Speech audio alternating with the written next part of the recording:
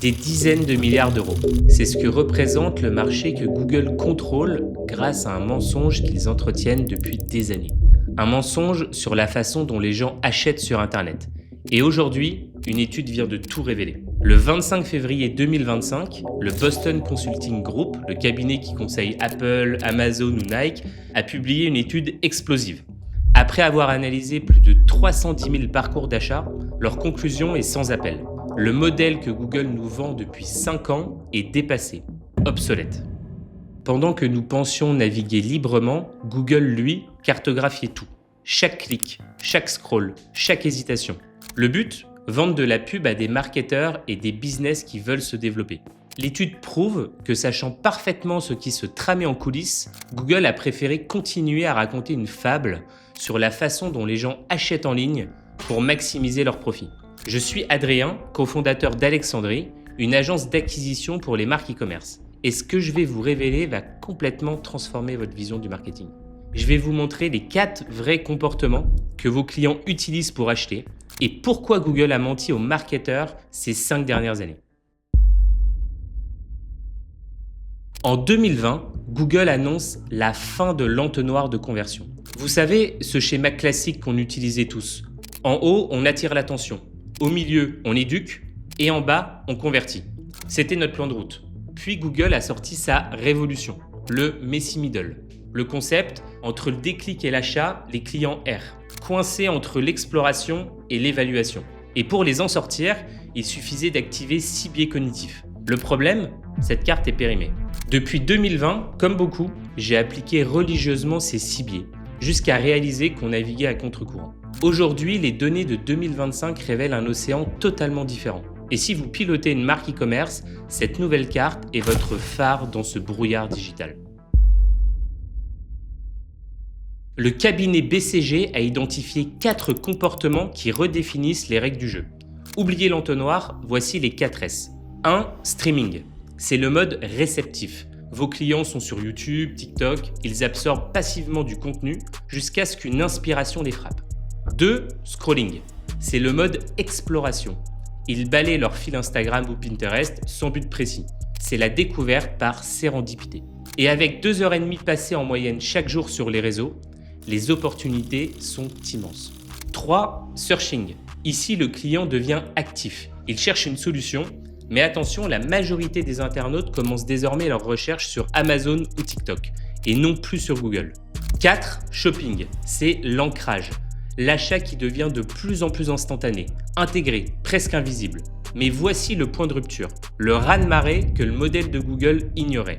Contrairement à l'approche rigide de l'entonnoir, les 4 S ne sont pas des étapes, ce sont des états. Ils se produisent tout le temps, se chevauchent et s'influencent en permanence. La logique linéaire est morte. En surface, en tant qu'annonceur, voici ce que vous subissez. Les taux de conversion qui chutent, les coûts d'acquisition qui explosent et l'attribution des ventes, un véritable casse-tête. Aujourd'hui, le parcours client est éclaté. L'influence ne vient plus du haut, des grosses campagnes de pub, elle se propage latéralement via ce que j'appelle des micro-vecteurs d'influence. Ce sont des points de contact, souvent communautaires, qui ont un pouvoir immense parce qu'ils sont pertinents et inspirent confiance. Premier exemple, Netflix avec le film Bird Box. Netflix n'a quasiment pas fait de pub télé traditionnelle. Leur stratégie, laisser les gens s'emparer du film. Des milliers de mèmes, de vidéos parodiques, de discussions sur Twitter et Reddit ont créé une vague. C'est ça un micro-vecteur. Chaque personne qui partage un mème devient un média. Ce n'est plus Netflix qui parle, c'est la communauté. Résultat, 45 millions de visionnages en 7 jours, juste par la force de cette influence organique. Deuxième exemple, Spotify Wrapped. Chaque année, Spotify ne vous vend rien. Il vous offre un miroir de votre année en musique. Et que fait tout le monde ? On le partage massivement sur les réseaux. C'est un coup de génie. L'utilisateur devient le publicitaire le plus crédible et le plus efficace qui soit. On ne parle plus de reach classique où une pub est vite oubliée, on parle d'une influence personnelle qui touche au cœur. Résultat, 60 millions de partages sur les stories Instagram en quelques jours pour un coût proche de 0. Dernier cas, Amazon avec ses Creator Shops et ses Amazon Live. Fini les grandes campagnes pour vendre des gadgets de cuisine. Maintenant, un micro-influenceur vous montre en direct une astuce avec un produit et vous pouvez l'acheter en un clic. C'est ce qu'on appelle un micro-moment d'achat. Ce n'est pas une campagne massive, c'est une multitude de petites vagues qui, mises bout à bout, créent un raz-de-marée commercial. L'influence est hyper concentrée, elle naît de la confiance en une personne, de la pertinence du moment et de la facilité d'action. Résultat, une croissance de plus de 70% sur les achats via ces formats. Le jeu a changé, il ne s'agit plus de pousser un message dans un entonnoir, il s'agit de comprendre ces parcours éclatés et de créer ce que le BCG appelle des cartes d'influence. Le but n'est plus seulement d'être vu, mais de déclencher une action en s'intégrant naturellement dans la vie des gens, là où l'influence se crée véritablement. Et c'est ici que tout s'éclaire. Le Messi Middle n'a pas disparu. Il s'est transformé en un océan d'influence. Chaque client trace sa propre route à travers les 4S. Oui, c'est complexe, mais l'IA nous permet aujourd'hui de traiter cette donnée et de cartographier ses trajectoires en temps réel. La carte d'influence est simplement la nouvelle version de l'entonnoir, une version dynamique, personnalisée qui s'adapte à chaque client. On a analysé des dizaines de parcours chez Alexandrie et voici deux cas souvent représentés. Le premier, c'est le navigateur stratégique. Il stream dans un premier temps, puis il scrolle et il cherche et enfin il achète. Un parcours de 3 jours, 7 points de contact pour un panier disons à 350 €. Le second, lui, c'est l'explorateur spontané, l'acheteur impulsif. Il cherche, il scrolle, il est inspiré par un stream et il achète. Un parcours plus rapide, des points de contact en moins et un panier généralement inférieur. 2 trajectoires et aucune route n'est prédéfinie. Les parcours clients sont éclatés. L'efficience ne viendra plus des anciens modèles, mais des cartes d'influence. Un cadre nouveau, bâti sur des données irréprochables et libéré par la puissance de votre data. Alors concrètement, comment on fait ? Voici 3 phases. Phase 1, l'audit analytique. L'objectif est de cartographier votre réalité. Pour influencer un parcours, il faut le voir. Oubliez les segments démographiques larges, découvrez vos vrais profils comportementaux. La manipulation technique est la suivante. Dans Google Analytics 4, lancez une exploration de chemin. Mais attention, partez de la fin.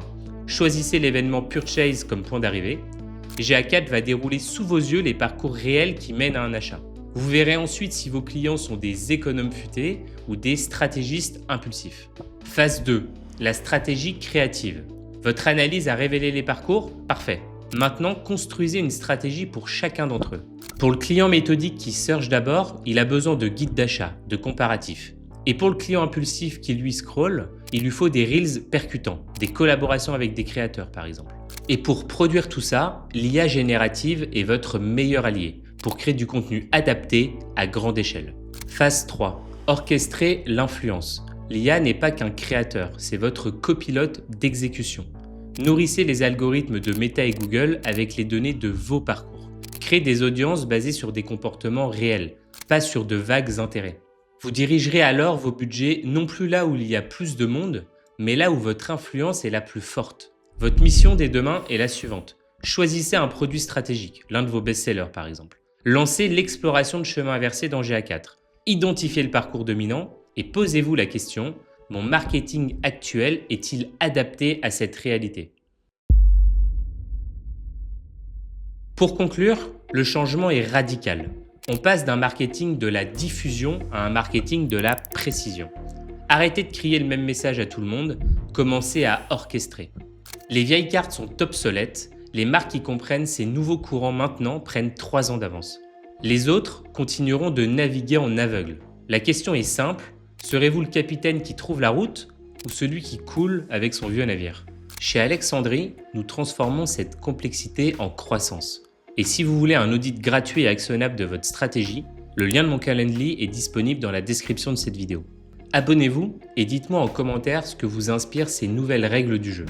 La révolution des 4S ne fait que commencer.